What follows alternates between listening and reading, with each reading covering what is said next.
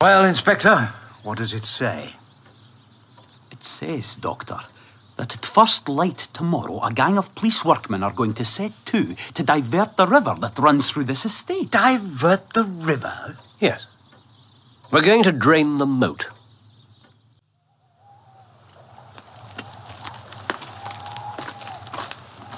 Watson? Yes. This gives us a good view of the study. Excellent. Well, we're here. What do we do now?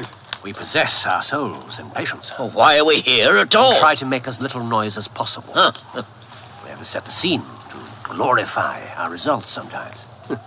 This would be a drab and sordid sort of profession if we didn't. I'm a believer in direct action. Oh, Mr. Mac, the blunt accusation, the brutal tap on the shoulder. What could poor Watson here make of that? But the subtle trap, The quick inference, clever forecast. the anticipation, the thrill. Yes, the thrill. Where would that be if I'd explained everything beforehand? Where's the pride and justification in that? All I ask is a little patience. Everything will become clear. Well, I hope the pride and the justification and the rest of it come before we all catch our death of cold. Oh, on the subject of the clever forecast. Oh, I don't think I've forgotten. Forgotten what? Mr. Holmes has an informant in London who predicted this murder. Good God. Who is he? We don't know. He's just a name, Porlock. It's the man behind him that matters. Are you still sticking to that? Oh, yes. Professor James Moriarty. The most dangerous criminal in England. You think he's behind this? Well, why wasn't I told? Oh, it's just Mr. Holmes's bee in the bonnet. I made some inquiries myself, you know. About Moriarty? Aye, Doctor.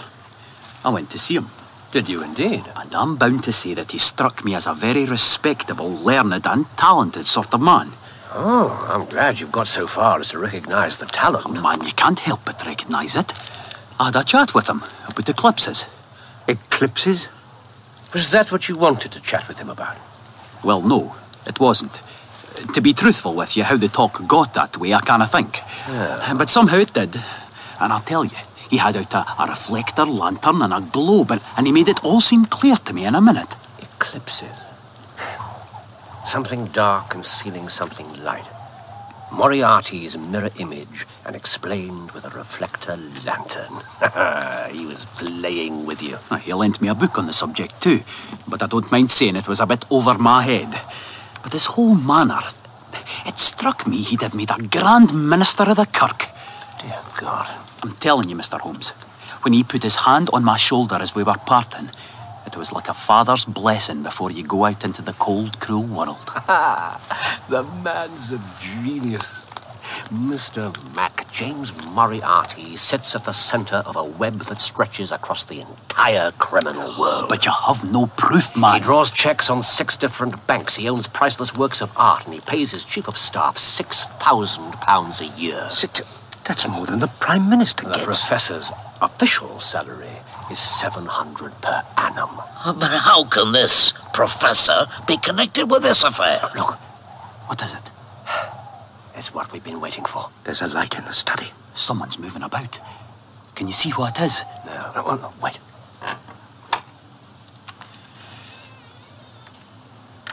I still can't see. Is that a gun? No, a grappling hook. Fishing, is it?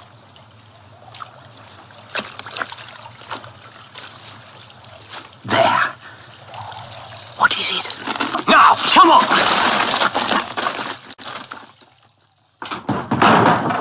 Good evening, Mr. Cecil Barker. What the devil's the meaning of this? What do you all want? That's what we want, that bundle you've just fished up from the bottom of the moat. How in thunder do you know about that? I know about it because I put it there. You, Mr. Perhaps I should say replaced it there. I fished it up myself last night with the aid of Dr. Watson's excellent umbrella. How did you know it was there in the first place? The missing dumbbell. Very good, Watson. The missing dumbbell, the crucial clue. You'll find it weighing down this interesting catch. There. 1 pair of boots, American, you'll note. 1 grey tweed suit with a reefer jacket. And 1 yellow overcoat. Mr. Barker, I seem to be standing in the way of your explanation. If you know so much, Mr. Holmes, perhaps you'd better tell us some more. I could tell you a great deal more, but it would come with a better grace from you. Oh, you think so, do you? Yes, I do. And he's not the only one. Are you going to explain this or not? If there's a secret here, it's not mine to tell. Oh, that's your line, is it? Mr. Cecil Barker, I'm arresting you. You can do what you damn well like. No, Cecil. Ivy! Don't make it worse for yourself. You've done enough for us without that. Enough and more than enough. Mrs. Douglas, are you ill? It's this room.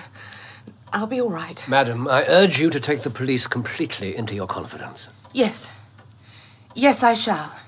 But not here. Which is the correct room? Mr. Holmes? I knew we couldn't fool you. The dining room. Let's go into the dining room. Here. Thank you, Doctor. Now, will somebody please tell me what all this is about? Aye. Come along now, Mrs. Douglas. Tell us everything. Well... One moment. What is it now? Simply this. I think it might be best for all concerned if we were to ask someone else to tell the story. What? Don't you agree, Mr. Douglas? Good God. Gentlemen, my name is Jack Douglas. I've heard of you, Sherlock Holmes. At your service. And you too, John H. Watson? Mr. Douglas. You're the historian of this bunch, isn't that right? Well, I'd lay my last dollar you've never had a story like mine pass through your hands before. There. I've spent the last few days in that rat trap putting it into words. You're welcome to it, you and your public. That's the past, Mr. Douglas.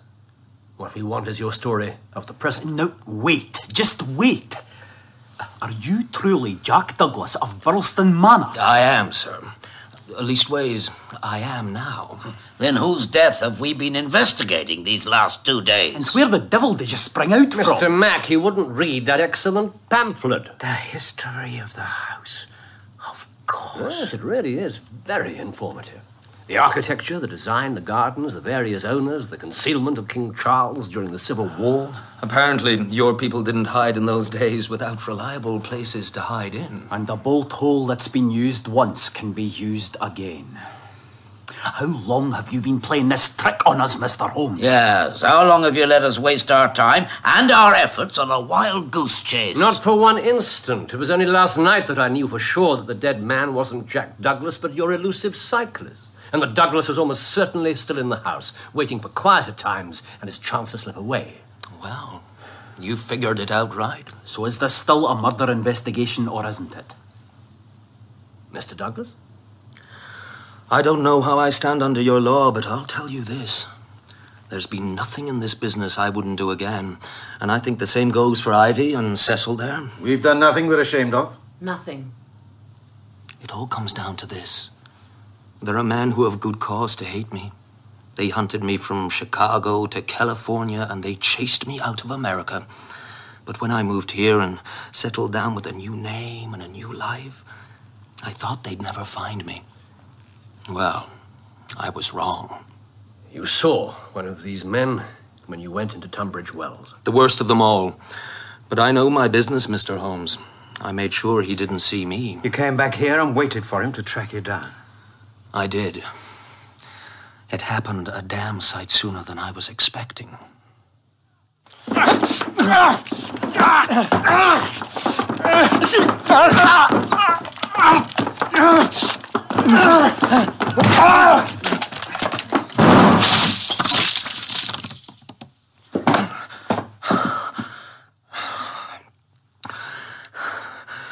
Still careless, Baldwin. Still careless. You see, I'd seen his boots under the curtain as soon as I came into the room. I don't know if it was him or me pulled the trigger. Maybe it was both of us together. He got both barrels full in the face. He may have escaped the noose 20 years ago, but justice had caught up with him at last. Were you the first on the scene, Mr. Barker? I was. That much was true, at least.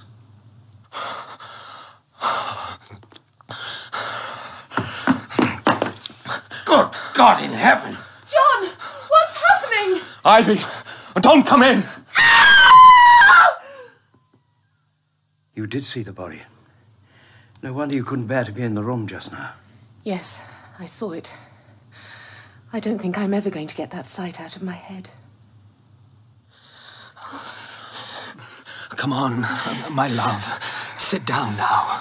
Jack, for God's sake, what's happening? I'll tell you everything, I swear. I should have done it years ago, but not now. Are you going to be all right up here on your own? That man, who was he? My God, who shot him? Was it you? Jack, was it you? Ivy, listen, I've got to go and sort this out. We must send for the police. No, not yet. Why not? Jack, I want to know what this all means. You shall, but not now. Yes, now. Tell me now. I'll tell you this much. It's over. At last, it's over. I'd already had the idea. Yeah, I seemed to see it all clear at a glance. His height and weight were much the same as mine. No one could swear to his face, poor devil. And of course, he had the mark. The brand of the Scourers. You exchanged clothes and therefore identities. All except for my wedding ring. It would have taken a file to get it off. I was glad. That ring's all I've got left of my first wife. She died of the typhoid just a few years after we married. I'd not have given it to Ted Baldwin, even if it cost me the whole game. You changed clothes and went and hid in the priest hole, and left your accomplice to do the rest. It was simple enough. The footprint, the card, the shotgun. The dead man's clothes, you bundled them up. And got rid of them in the quickest, easiest place you could think of. The moat. Man, if you hadn't used the dumbbell, we might never have been on to you. And then, with everybody else safely out of the way, you rang for the servants. But what about the housekeeper's evidence? Perfectly genuine. Mrs. Douglas? Cecil, Mr. Barker, gave me a signal and I came down the stairs again. I had to pretend that I'd just heard the shot. Which you did well enough. It was your willingness to be led away from your husband's body that was less convincing. So the murder, the shooting, actually happened quite a bit earlier than the servants thought. Half an hour or so. It's not easy undressing a dead man. Well, that's it.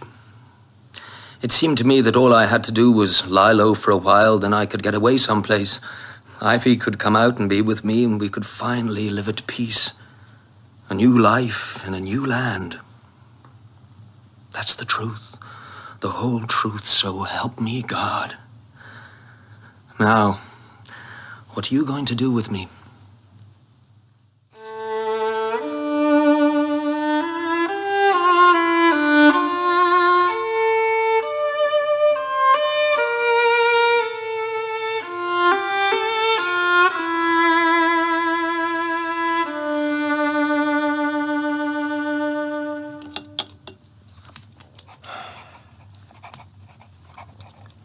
Writing it up?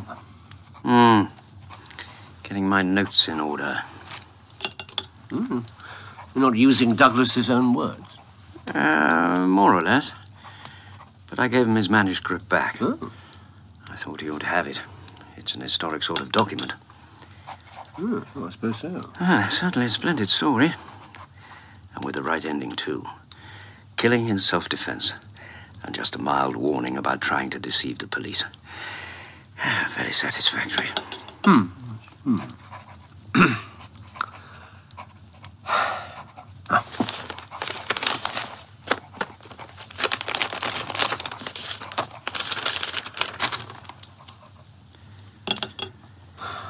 Anything interesting in the post?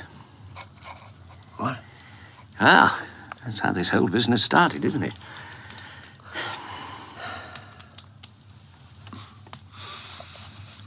Holmes? What's wrong? They were on the Palmyra, Bound for South Africa. A new life in a new land. And? Look at this. My God.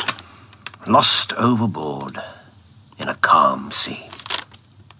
No one knows how the accident occurred. Accident? Are you saying the Scourers did it? Not the Scourers, Moriarty. Moriarty? I'm sorry. I just don't see how he can be connected to all this. The Scourers needed someone to track down Douglas for them. And this Moriarty can be hired? Yes, he's a consultant. His services can be bought just like any other consultants.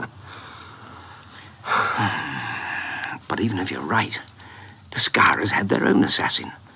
Moriarty wasn't employed to kill Douglas. Well, maybe not, but his power rests on his reputation. He can't afford to be linked to a failure. Besides, he's a mathematician. Mathematics is a precise science. Moriarty can't tolerate untidiness. Dear God. And so he murdered him. With my help. What? I killed Jack Douglas as surely as if I pushed him myself. Oh, that is utter nonsense. His plan was a good one. Mason and MacDonald would have accepted things at face value. Douglas's death would have been reported, and that would have been an end to it. If I hadn't insisted on solving the case out of triumph for Sherlock Holmes. Rubbish! If this Moriarty's as good as you say is, he wouldn't have relied on newspaper reports. He'd have found out the truth for himself, even if you'd done nothing. The outcome would have been exactly the same. I should have protected him, made him understand the danger. Good God, Holmes! You're not some kind of infallible machine.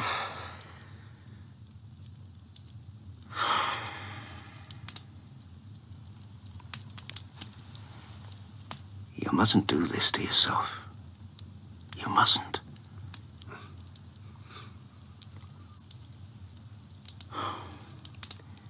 Besides, you can't be sure, can you? Not absolutely sure. It may truly have been an accident. The report's just come in, sir. A good, clean job. No complications. Nothing out of the ordinary in the luggage, except this. Some sort of manuscript. The Colonel thought you'd like to see it. Thank you. My life in the Valley of Fear. I shall read it with pleasure. You may go. Good night, Professor. Good night.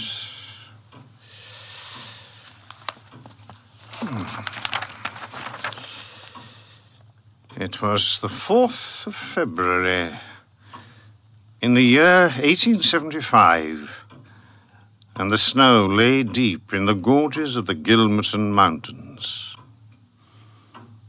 This is the most desolate corner of the United States of America. No, it was him.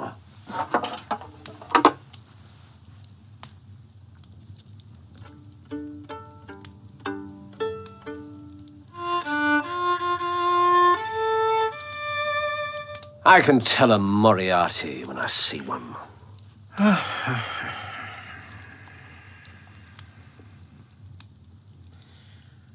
And do we just have to sit down under this?